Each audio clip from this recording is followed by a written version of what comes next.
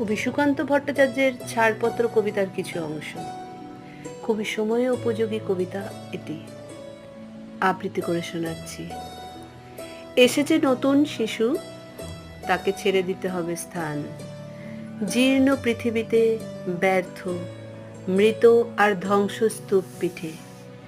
চলে যেতে হবে আমাদের, চলে যাব।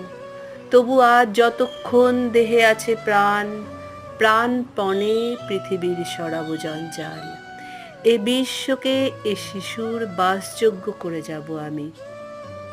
নবজাতকের কাছে এ আমার দৃঢ় অঙ্গীকার।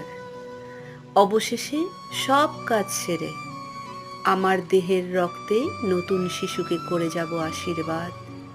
তারপর হব ইতিহাস।